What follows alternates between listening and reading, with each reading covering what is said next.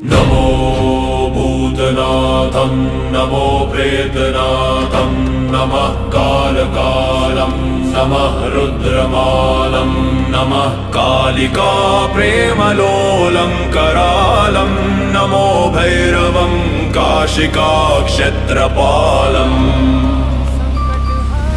पुराणों में वर्णित है कि एक समय देवताओं के बीच यह चर्चा छिड़ गई कि त्रिदेवों ब्रह्मा, विष्णु और महेश में सबसे श्रेष्ठ कौन है। इस पर कई मतभेद हुए और अंत में सभी देवताओं और आर्षियों ने वेदों से मार्गदर्शन प्राप्त करने का निर्णय लिया। वेदों ने एक स्वर में भगवान शिव को ही परम सत्य और सर्वोच्च बताया, जिनके भीतर यह संपूर्ण चराचर जगत समाया हुआ है। भगवान विष्णु ने वेदों के इस निर्णय को सहर्ष स्वीकार कर लिया, किंतु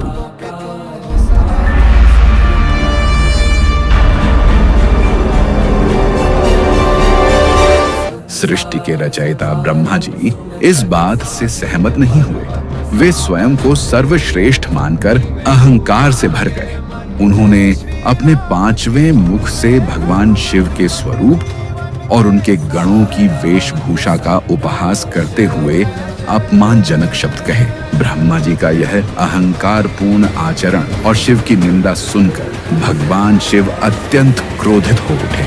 उनका क्रोध इतना प्रचंड था कि उसे धारण करना पूरी सृष्टि के लिए कठिन था। अपने अपमान और ब्रह्मा के अहंकार को दंड देने के लिए भगवान शिव ने अपनी भौहों के मध्य से एक अत्यंत तेजस्वी, भयंकर और विकराल स्वरूप को प्रकट किया। यह स्वरूप साक्षात महाकाल जैसा था।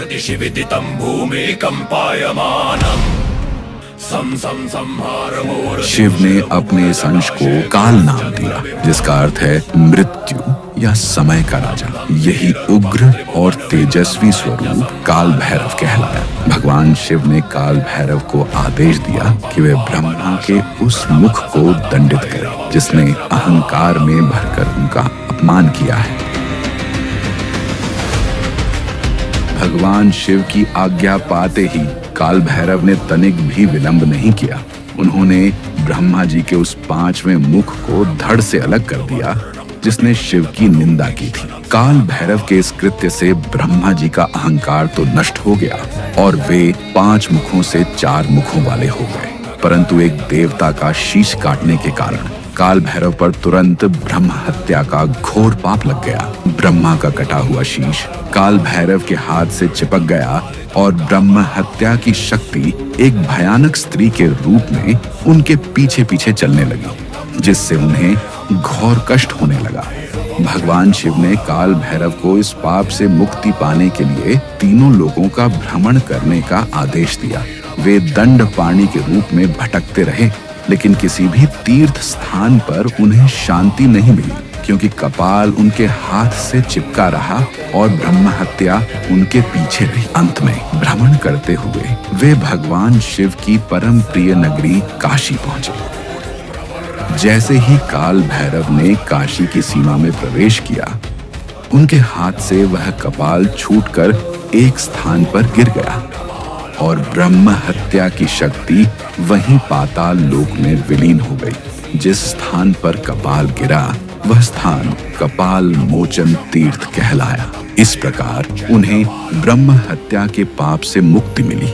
तब भगवान शिव ने प्रसन्न होकर काल भैरव को वरदान दिया कि वे अब इसी काशी नगरी के अधिपति कोतवाल बनकर यही निवास करेंगे। यह भी कहा गया कि जो भी काशी में प्रवेश करेगा उसे पहले काल भैरव की आज्ञा लेनी होगी। तभी से काल भैरव को काशी का कोतवाल कहा जाता है, जो भक्तों के भय, पाप और संकटों को दूर करते हैं और धर्म तथा न्याय की रक्षा करते हैं। उनकी पूजा करने से व्यक्ति काल समय के भय से मुक्त हो जाता है।